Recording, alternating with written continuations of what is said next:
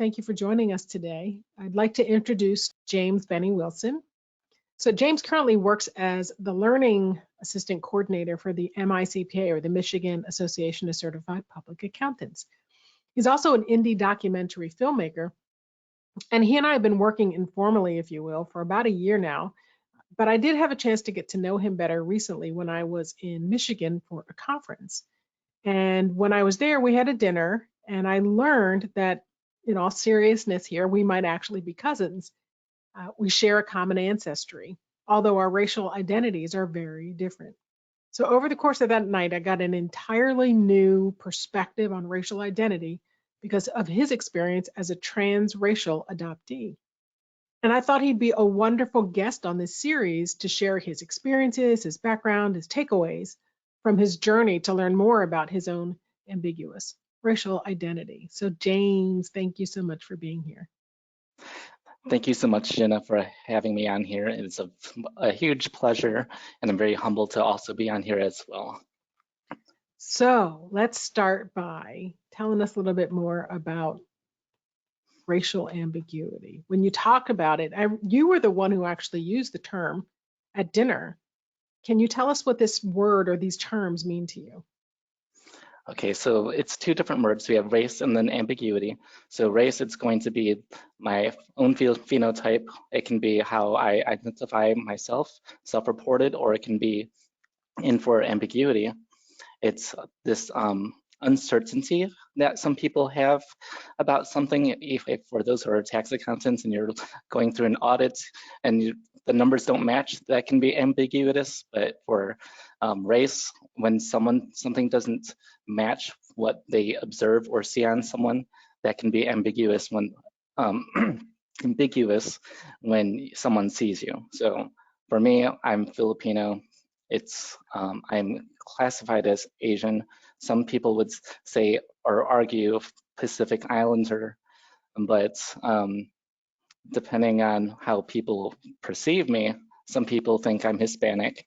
Sometimes I get reclassified into a whole different race. Like after 9/11, a lot of people thought I was Middle Eastern. So it's interesting you say that, because more recently we've adopted the term Pan-Asian, when before we just said Asian in this country. And then when you say Pan-Asian, a lot of people don't always understand that there are hundreds of countries under the umbrella of Pan-Asia. And you just said people thought you were from the Middle East. And when you hear the words Middle East, you realize it's the East. But I don't think people thought of it as Asia, part of Asia. Mm-hmm. So it's interesting that you say that, though, because people walked up to you and thought maybe you were Spanish. But isn't Spanish part of your cultural heritage? Actually, don't answer that. Don't answer that. I don't want to give something away. Let's first go to the first polling question. Chris, can we do that? This one? Absolutely. Polling question number 1 is active upon your screen, folks. Which of these defines someone's nationality? Make your selections now, folks, and this poll is active for 60 seconds. And while that post is up there, Mike said there's a book called Black Wall Street. There's a couple of other books that might be good books to read on this topic. So thank you, Mike. I can't speak more to those books, but.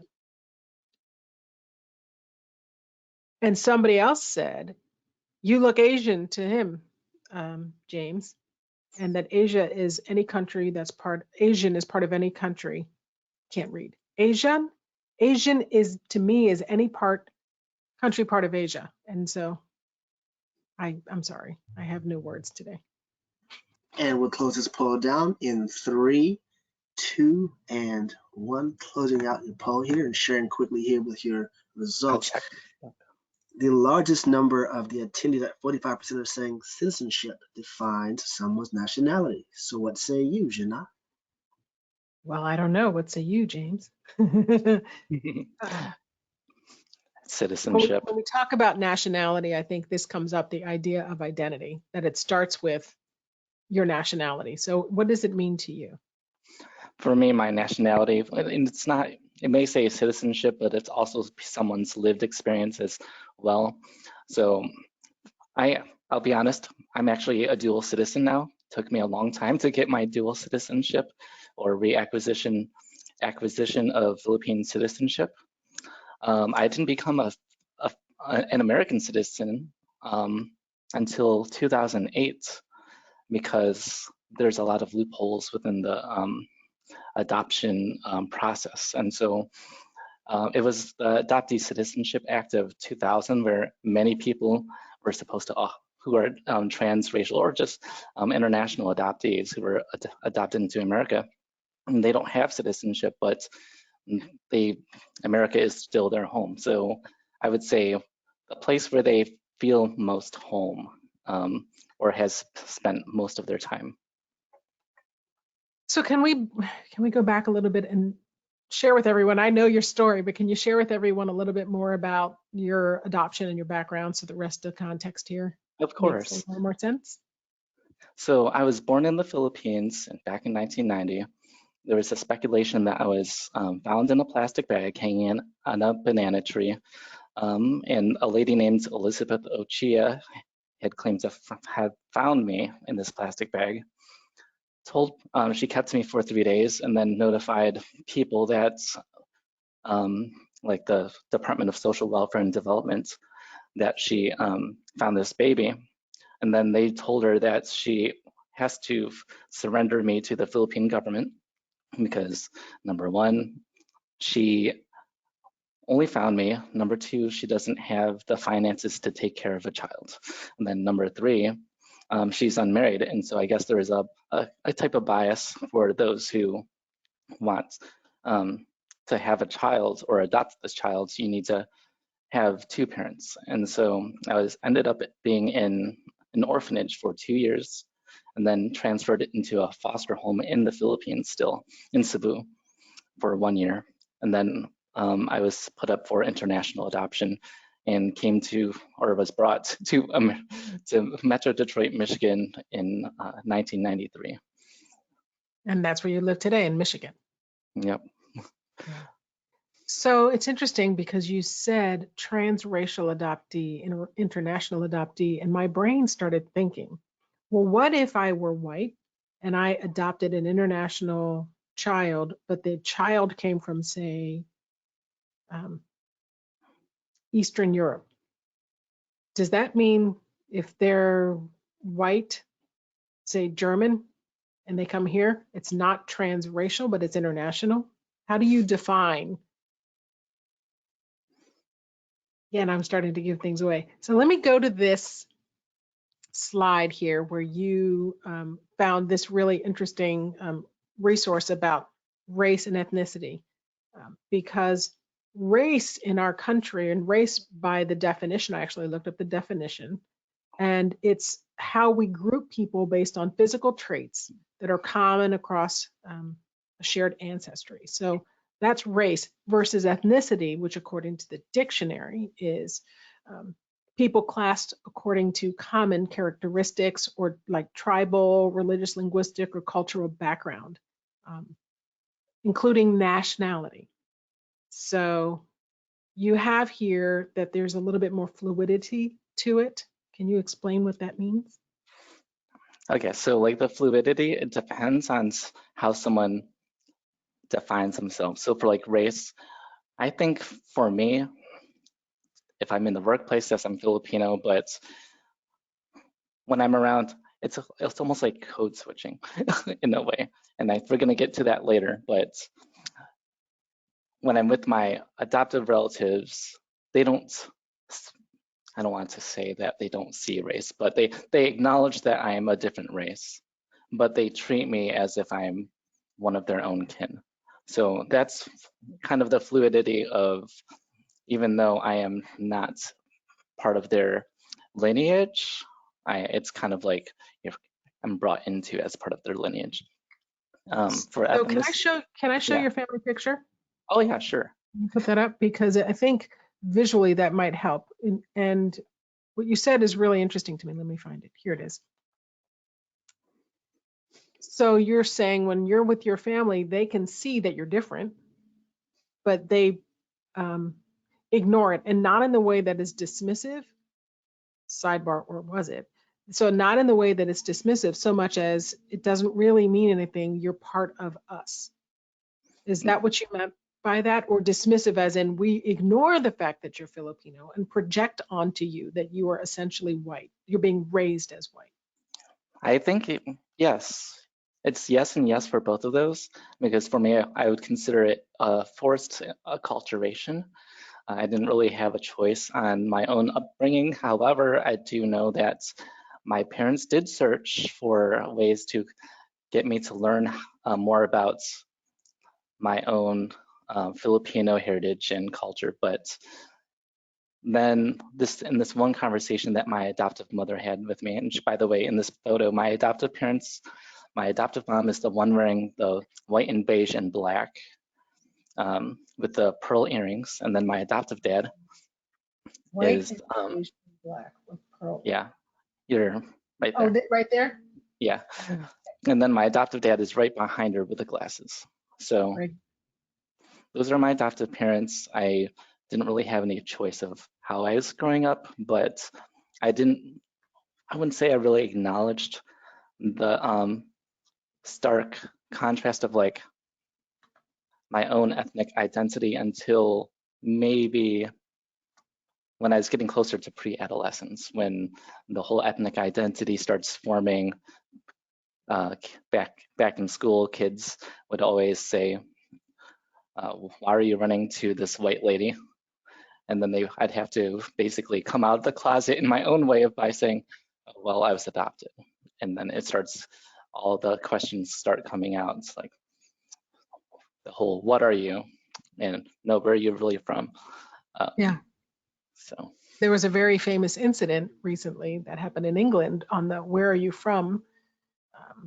And curiosity can quickly escalate into judgment. And I think that that's where there can be some challenges in the where are you from question. But I also want to back up a little bit, because you said that you were forced to be in a culture because of your adoption and be raised a particular way. But I would also argue that all of us have to be raised the way our parents raise us. And so maybe forced feels strong to me. I'm not saying that in terms of judgment. I'm wondering, is that the right language if I'm going to go with your parents wanted the best for you, and then they tried to help you learn more about your culture, but maybe they were limited in that. Did they even know about your culture? Okay, so it's more like this.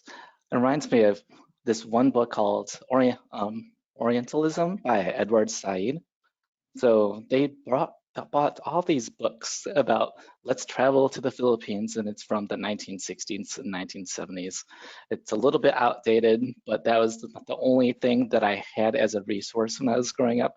So I had like this very like mystified type of perception, like when you go back to the Philippines, it's going to look like this with the huge tricycles, which it does have the huge tricycles, but it wasn't representative of what the Philippines looks like now. Right.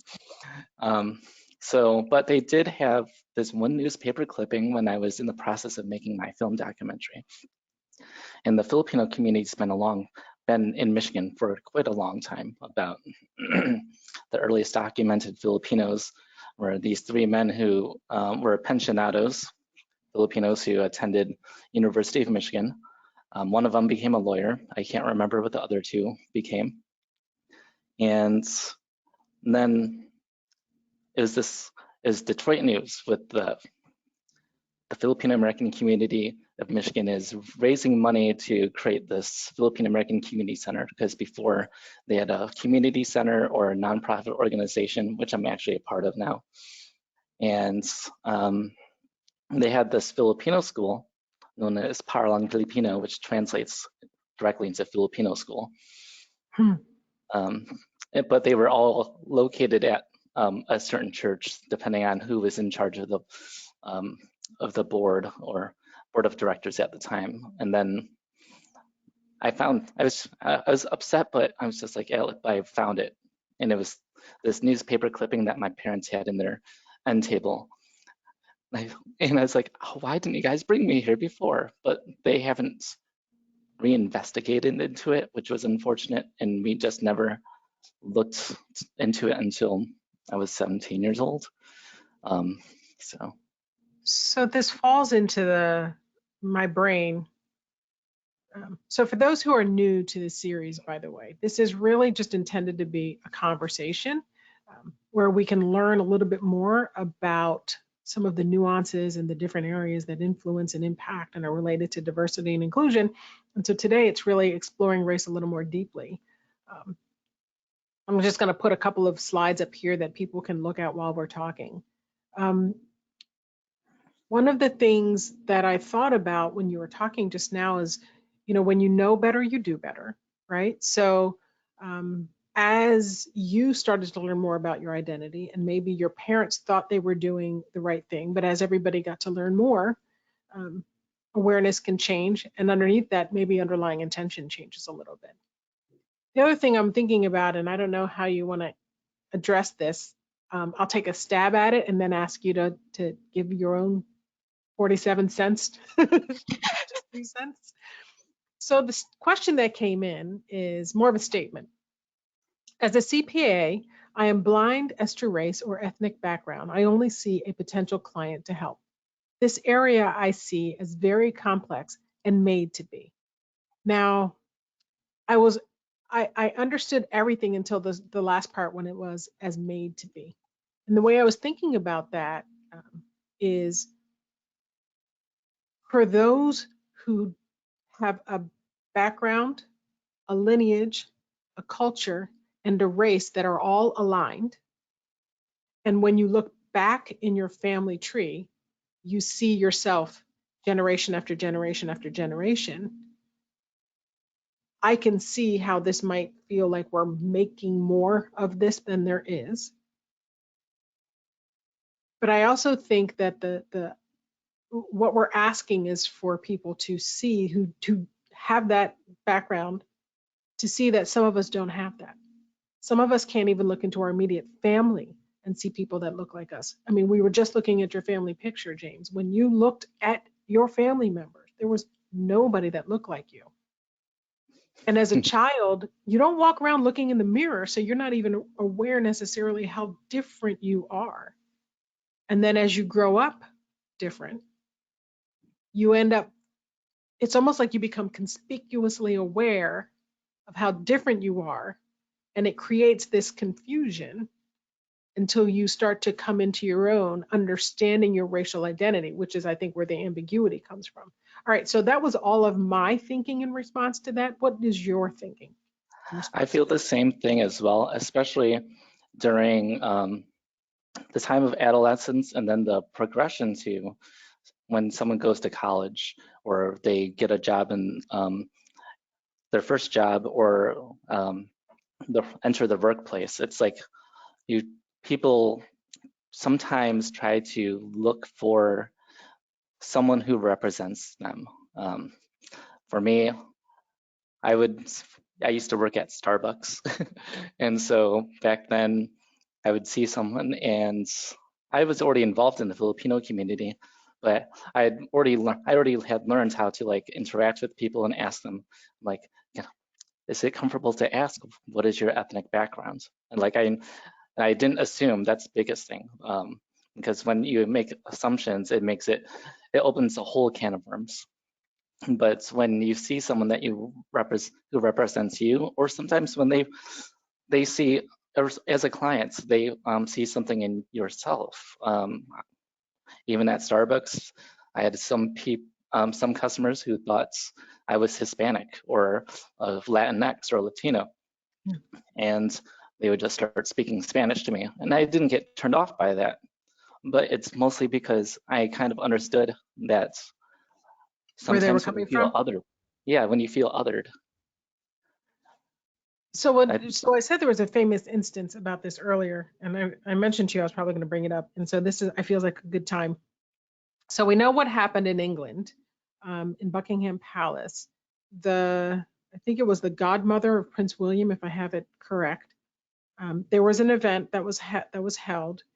It was to recognize and raise awareness for violence against women and girls. And there was a woman who was Black that was in attendance, and the royal walked up to her and they asked her questions, you know, where are you from?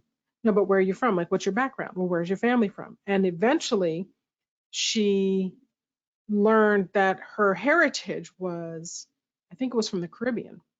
And so the response was, aha, you're Caribbean. Like, aha, I knew you were something other than British, was what the implication was. And her response to that, no, I am of African heritage, Caribbean descent, and British nationality. And I read that and I'm like, James, this is exactly what you're talking about, because our identities are complicated. And I think even if someone, let me put this up here, even if someone is quote unquote just white, I would argue that they are as new, their identity is nuanced as ours. The difference is there's some alignment for them where there isn't alignment for us in the space of race, ethnicity, heritage, culture, background, lineage.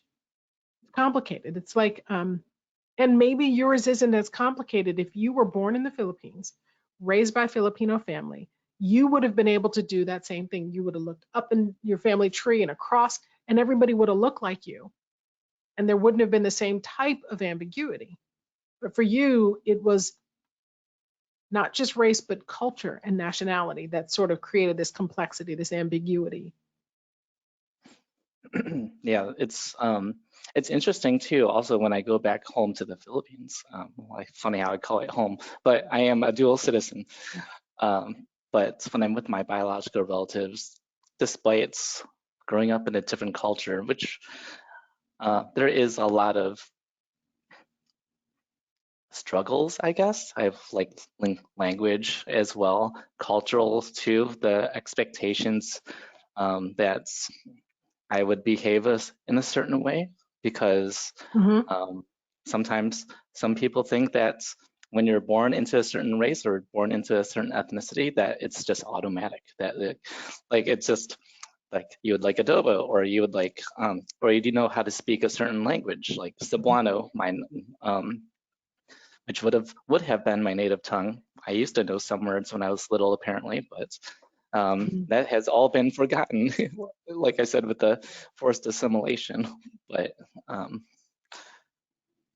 it's interesting because I think that the idea that what we see, somebody put a comment in here, what we see in front of us, where is it? Not seeing a genetic mirror growing up is true of a lot of adoptees that are of not of a different race. What I thought about so I saw that come in while you were talking, and it made me think about a friend of mine who's half Korean, half Black. She was born in Korea and then came here. And when you're sort of transnational, interracial, you're not interracial, you're Filipino, raised in the United States. I am interracial, half Black, half Filipino. There's a difference there. And it's my Filipino side where we're cousins. That in the United States, she wasn't Korean enough. She wasn't Black enough. But in Korea, she was seen as Korean. And I think it's just, there's a cultural difference on how we embrace these racial and what we perceive to be ethnic differences. And this is where it gets complicated. Speaking from my own background, by the way, I did throw in one slide just so folks can see what I mean by culture. I'll show you real quick. This is a picture of my family. Well, that on the left is my mother with me and my two brothers, but you can see I circled my mother. And if I looked at my mother's family, I'm not even there anywhere. And that looks completely, this is my grandparent, these are my grandparents and all of their children. And if I showed the same picture, I didn't have one on my father's side of the family, it would look completely different. And when I'm with my African American family, I'm Black. When I'm with my Filipino family, I just am. I don't think I'm Filipino and I don't think I'm Black. So is that what you were talking about when you were saying they don't see you, or, you know, what we were talking about earlier about they don't see your race or they don't see your color. Yes, exactly. That's a, and I guess it's just acknowledged that I'm part of the family. And the same thing, even in the Philippines, it's interesting because if I shared with you guys a photo of my biological relatives and me with them, you'd say, someone would say, I can see the genetic resemblance, but because I grew up in a different culture, like the way I dress, the way I walk, my posture, even the way with my hair, people would be like, okay, I can see that. You can point out the American. And then if I went to a Starbucks in the Philippines, because I'm still fair-skinned right now, there was a time when I did go through like colorism at one point where I had like this self-loathing of my own appearance. And this came from probably a lot of the bullying I went through. But I used to be a few shades darker. I did things where I would bleach my skin because I hated that when I would go out to restaurants or wherever with my adoptive relatives, people would say things such as like table for two, or and I'm standing there with my parents, obviously. But they don't know that you're related, which is part of the challenge. I mean, I got the same thing with my mother.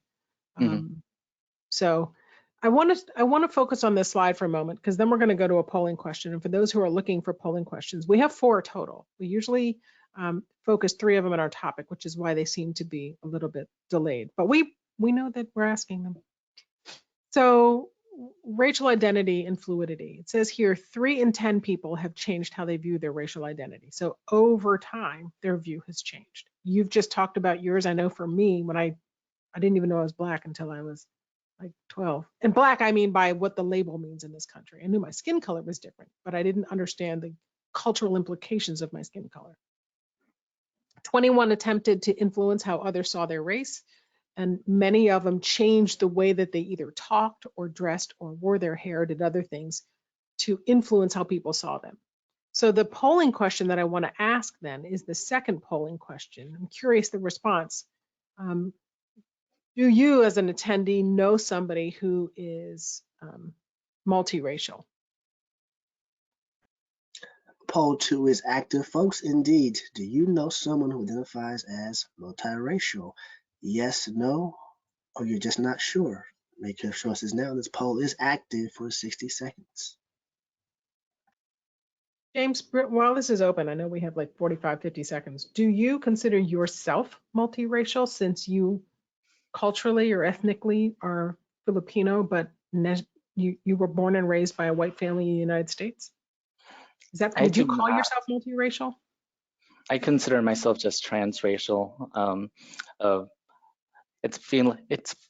It's in a way that I can relate to others who are multiracial, or those who are 1.5 generation, which means someone was born outside of the United States, but they grew up part of their life in the United States, or someone who's second generation, meaning where their parents are immigrants, and then their children were born here, meaning so me personally, I don't identify as multiracial, and I don't want to take a label that doesn't apply to me.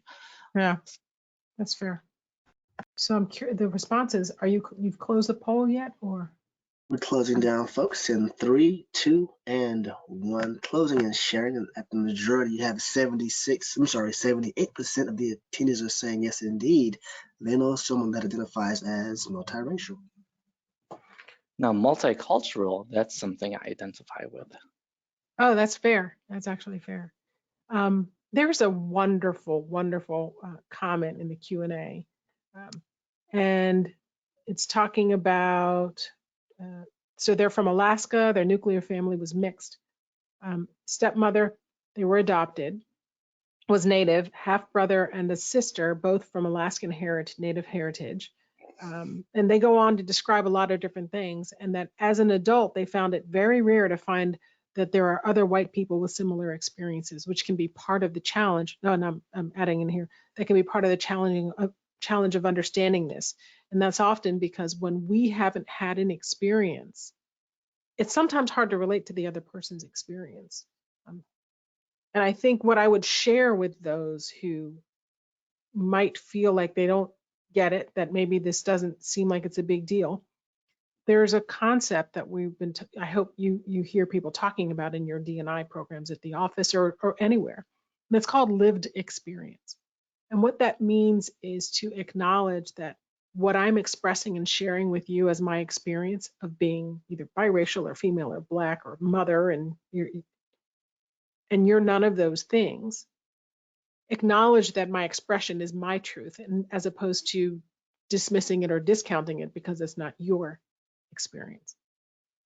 I see you're sort of nodding, James. Yeah. I don't know if you were looking at something else that you want to bring up. I was reading that our daughter is 1/4 American Indian, 1/4 Mexican, and German. And is that the one you're reading off of? No, this one was a lot longer, but I see the one you're looking at. Yeah. You know, the thing about this is, if you look at the United States Census, from last year to this year, last census to this census, the number of people who reported themselves as multiracial, you can see here the second bullet, increased by 276%. And if we look at the population of the United States by generation, so look only at the millennial generation, the millennial generation is almost already predominantly people of color and mixed race, as opposed to predominantly white. Not true if you look at the layer of the population that is boomer and older, predominantly white. And so what we're seeing is more people are going to be entering into multiracial marriages, more people identify as multiracial, and this will continue to expand as we see immigration patterns across the world change, and change just the complexity of all of the, cultures and countries around the globe. It's not just here in the United States. So I just wanted to share that, just come a couple more data points behind why this is something we need to think about in the workplace, because we're all going to be working with each other with all of these cultural differences, and understanding that there are a lot of complexities and nuances to them can be very helpful in addressing what might be miscommunications, tensions, misunderstandings in the workplace. So I don't know if you have any thoughts about any of that. And even like at the cultural standpoint too, because the way that the power dynamics, even with from the home to like how, because everything starts at the home, how we're taught to interact with other people, and that goes along with the whole tensions or frustrations. There's a question in here. Which should we use, for instance? My uncle looks Native American, Italian, and Mexican. Parentheses, he's dual citizen, US and Mexican. My cousins are in the US. Wait, my cousins in the US are mixed race, Black and white. Ambiguity, definitely confusing these days. So what do you think about when people ask you, well, what should I use? What term should I use? For like when it comes to race? Yeah. I would say multiracial. One of my close friends, she's a journalist. She's Filipino and white. Or so you can also say biracial, but she says, what she's told me is that she doesn't like it when people say that they're half this, half that, because then I'm going to quote another Filipino that I know, Filipino Black actually. Her name is Jina Etienne, and she said during this multiracial panel something about when people would say that they're 1/4 or 50%, 50-50 or whatever, it's like they're measuring your ethnic or racial authenticity. You know, that's interesting. I feel like I get the point, but I also would push back on that, because identity is highly individualistic. It goes back to this slide that I had up here at the beginning. If we all put ourselves in the middle, and then we start drawing out on those wheels and those spokes all the different things that make us up, I might see myself as a percentage of different races or cultures, even though she wouldn't characterize it that way. Neither is a right or wrong.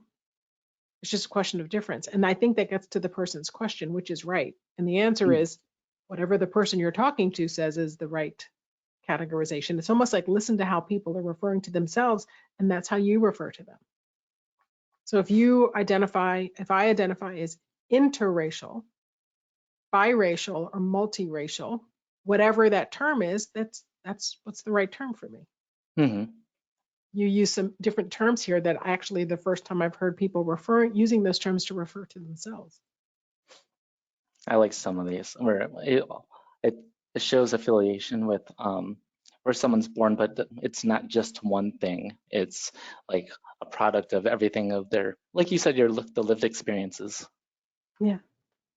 So I want to share with everybody, and I would encourage folks, this is not, for the record, I'm not trying to promote you, except I do think that this, I put down here at the very bottom, it's really small, but you can go to this website and actually look at this documentary. And it's really interesting because I think for most of us, I know there are a lot of people who are starting to do the 23andMe and to do those. I have a friend who was, her father's Black and her mother's white, and so she considered herself biracial, to your point.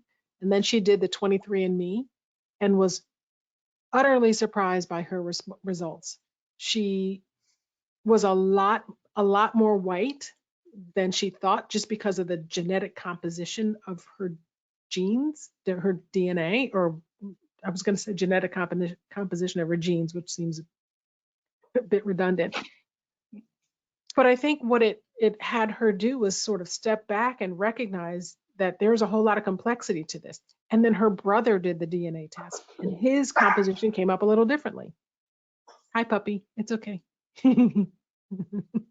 Our dogs want to be in our webinar sometimes. Yeah, she's an emotional support dog, actually, because her parents were emotional support dogs. So that's even more complicated then. If even within your own families, when there are mixed races, cultures, and ethnicities, each one of us individually can show up as a slightly different mix, if you will. So I'm looking By the way, this documentary is 74 minutes. So I advise if anyone wants to watch it, you'd have to please reach out to me so I can provide the direct link, because it's unlisted on YouTube. There's a lot of foreshadowing too in this documentary, which I included. And the word Benitai means hanged, which is also where I got my middle name that the Department of Social Welfare and Development in the Philippines named me.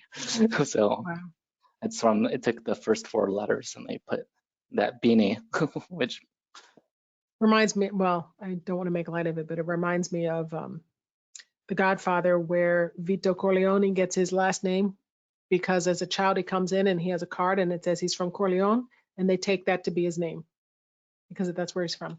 There's another film that's in here. Do you want to just give us a little blurb? What is the difference between this one and then the other one? Okay, the first one is very dark because it's about me trying to overcome many different things of like my relationship with my adoptive parents, but also finding a lot of things out. It's also about me trying to embark on the search in finding heritage, culture, and community, because I end up finding being introduced to the Filipino American Community Center of Michigan, where I'm also a board member or board of director, and also a past Filipino school director for their program. And then, so it's a little bit more dark because it's more about the whole exploration of identity and also learning my origin story. And then Once Upon a Nochia is much more lighter. It's where I get to meet my biological relatives for the very first time. And I stayed in my one cousin's house for about 6 weeks. By the time I think the 3rd week I started craving a hamburger. but because every single day I was not used to eating that much rice. And that's the whole cultural aspect of, because my family would see me and they're like, you're too thin, you need to eat more. It's funny you say that. I'm going to put up this next polling question because I think talking about this cultural awareness thing, this is a very real challenge, and more organizations are doing this. So in terms of understanding some of these cultural dynamics and differences, because even within the person that you work next to, they're from India, they're from Japan, they're from Norway, that there are actual cultural differences within their own identity. And so we can't even make assumptions about that. By the way, some people asked for the link, so I copied the link from our PowerPoint notes and dropped it in there. So, but again, you mentioned that your email address is on your contact page. I'll drop this up here. You're welcome to reach out to James directly to get that link. Thank you for offering that it's okay to do that. All right, we have 15 seconds. I'll share a joke, not a joke, but my husband, when we got married, I was making white rice every night, and he thought, wow, this is interesting. He never grew up eating white rice. And then he said, like a couple weeks later, he started thinking to himself, is that all we're going to have is white rice? And then he didn't, the fundamental differences in cultures around rice, it was a thing, and not a bad thing. It was just a funny thing. So, all right, so I'm looking at the results here, and I can see that almost half say that they know that their organization is offering this training. 47%, 19% not sure. So thank you all. I have on the slide, just as a reminder, James is right here at the very bottom of the slide is all your contact information. And I put your Gmail there because they're welcome to reach out to you. We know where you work, so we can find you through the MICPA. But this way, people can also just reach out to you directly through LinkedIn, through email, and your websites are here. You can message you on Twitter. Can you message people on Instagram? You can, if you make it open for messaging. Do they have to be like your friend or following you to do that? They do not. Right, like this isn't supposed to be a social media training. But I want to also put this up here. You mentioned it earlier. Do you want to talk a little bit about code switching? Oh yeah, so code switching here, it's about adjusting speech. So when I'm with the Filipino community, I tend to speak in a way that's a little bit more different. I did this to my biological relatives when I first met them, and I started code switching in a way where I guess the syntax in the grammar and the way I would sound more like a Filipino would be speaking. I'd do it right now, but it seems a little inappropriate. But it allows for them to understand me a little bit more, because when I spoke in my natural or my primary way that I speak, they might not be as responsive or as comfortable sometimes. But then when I'm with my adoptive relatives, of course, I'm just speaking with them how I grew up, like how I'm speaking to you guys right now. So I think what's important to understand about code switching is it's not negative. We all naturally we adapt to the situation that we're in. And I mean, I jokingly say that, yeah, I'm not the same person at girls' night out as I am at Thanksgiving dinner. And that's not a bad thing. And all of us code switch. I think the challenge and to acknowledge, and the reason it's important to talk about in the context of a conversation like this, is that for those who are different in a way that can set you apart and isolate you or minimize you, code switching is a way to assimilate into a group. And it really is about hiding your identity and making others comfortable, as opposed to just switching how you do and how you be based on where you are, because it's a natural thing. There's one comment in here. Says, in my observation, the more we try to help and address this area, it becomes one step forward, two steps back. Too much emphasis makes it more confusing. I really appreciate that comment. And the only thought I have to that, and James, I don't know if you want to add, the only thought I have to that is we're not trying to make it more confusing. I think it's really more trying to raise awareness for people to understand that our experiences are different. Your experience and my experience are different, and yet we have this commonality of being others, so that we can relate to each other, at least in that context. So I don't know if you have any other thoughts to add to that. And also just like being more familiar with other types of people and how to like with our approaches. Sometimes someone might say something that wasn't intentionally to be offensive, but you kind of, and it's not about political correctness, it's about being more aware of the things that you say and the impacts that it can have as well. I think the danger of a lot of this D&I work is this fear that the more we talk about it, the more pressure there is to be politically correct. And I think that's a very real danger and risk. And I think that one of the ways to overcome that in organizations is to address it head on and to say that we are inviting dialogue. We might not all know the right words to say or to say that in the right way. And what we're hoping people can do is being open to listening and curious to understand where the other person is coming from, rather than judging and shutting people down and dismissing people. And I think that dismissiveness is what makes it feel like political correctness. Yeah, especially when it comes to like race, ethnicity, and culture. These are things that are always growing, just even like gender too. Back in the 1980s at Wayne State University, and I wasn't born in the 1980s. I'm just aware of the categorical. Let's not talk about how old we are, James. Okay, we're not. I'm just aware of the categories that they had. So back then, Vietnamese and Filipino was also a category for race. When students would fill something out. Now, like you said, we have Pan-Asian, but back then, these were separate categories for people to select. The same thing is when it comes to like a person's ethnic or national origin. We have people who are Burmese, and I think they now call it Myanmar. So it's a whole, like it's something that changes over time because people want to, from the socio-historical concepts, they want to restore some sort of identity that they have. Yeah, and I think that's normal. Our language evolves as we become more self-aware. How we do things individually can change. And so I think the idea that there's this concept that once we know it, that's what it is, and anything that deviates from that is either wrong or that other person isn't understanding it the way you understand it, therefore they're wrong. That's where that rigidity can be a problem.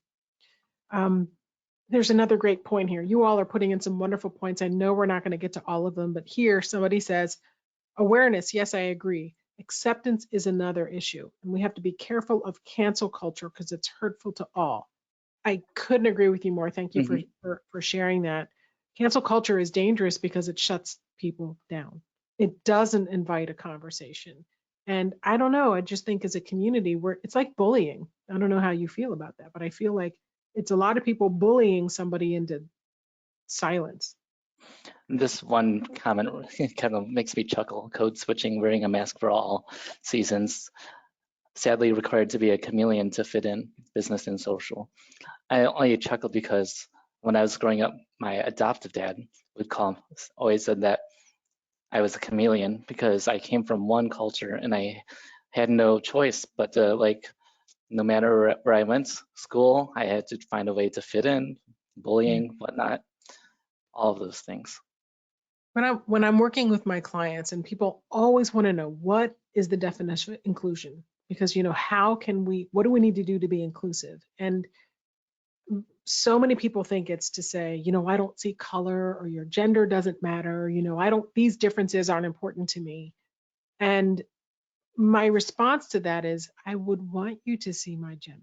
I want you to see my race. I want you to see my sexual, my gender identity or expression. And it doesn't matter. That we can talk about, my cousin can say, he can introduce me to his husband, and I don't bat an eye, because it's no different than if I introduced you to my husband, nobody would bat an eye. That's the goal here, is to see the differences and embrace those differences and value them rather than judge them or put people in boxes. So I I'm looking at a lot of these comments, and that's one of Me the too. things that sort of popped into my mind. So many of them you can't respond to. Is there anything here you're seeing that you want to, This bring one up? lady or a person or person. Person. Shoot, where is it? It's about the third culture kid or third culture person. I've heard this before. You'd have to read it because our Q&A are in It different says, orders. the term that I use for myself is third culture kid. I've heard it's most often used by young immigrants, including myself. That's what they wrote. Children of immigrants and international adoptees. Yeah, I'm So you're very familiar familiar with with this. I've not heard that term before, third culture kid. Yeah, so that would one person I know who would be an example of third culture. So they are the dad is Sri Lankan, the mom is Filipino. The parents, these two people met in Bahrain. They got married.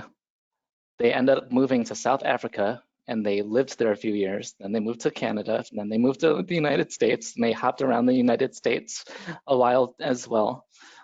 And they're a product of their lived experiences, and that's their third culture. Yeah. It's interesting because I think a lot of people who are in the military and have moved around, they have a better sense of just living in different cultures, being immersed around different languages and eating different foods. It's just like, hey, just other people, and as opposed to people who grew up in one place in the world and never really moved. And this is true whether you're Black, you're white, you're Asian, right? It's those of us who have been rooted in one place and haven't moved that it's going to be harder to see and appreciate those differences unless we have conversations like this where we're just awakened to the fact that there are complexities to these differences, and these fall into the things that I didn't know that I didn't know. And so what I hope some folks are going to take away from this is just a little bit of curiosity and openness to seeing, wow, there's a whole lot more here than I thought. That's really where I want to end this. So James, we have to wrap up. I feel like there's so many comments coming in. Thank you all for them. If you want to reach out to James after, his email is there. Mine is here as well in my bio. You're welcome to contact us. The next session, I'll be answering some unanswered questions. And before we go to our last polling question, James, you want to take a moment? You share like a last word? I want to say thank you again, Jina and CPA Academy for inviting me to speak with you on D&I one-on-one. And I'm looking forward to any of your questions, if any, or comments or feedback about the documentaries as well. And with that, I think I want to remind everybody, as I was saying earlier, this is a bi-weekly series. So the last one of the year is coming up December 16th. It is just going to be me answering a bunch of questions. I might try to get to some of these afterward. We'll see. There's also a link here. You can scan the QR code or click the link on the registration page once it's live. You can send in a question in advance. And I can try to answer as many as I can. You can only do so much in a year, in an hour. And so with that, I just want to thank you, James, for being with us. This has just been wonderful. And thank you all for the wonderful comments and questions. I wish we had time for more. But that's going to have to wrap us up today. So Chris, back to you to close us out. Thanks again for a wonderful presentation, Jina Etienne, along with James Wilson. And thanks to you, our audience, for coming in with us today as well. We do indeed look forward to seeing all of you at future webinars. And everyone, please have a wonderful rest of your day. Bye-bye, y'all. Bye. Thank you. Bye. Thank you.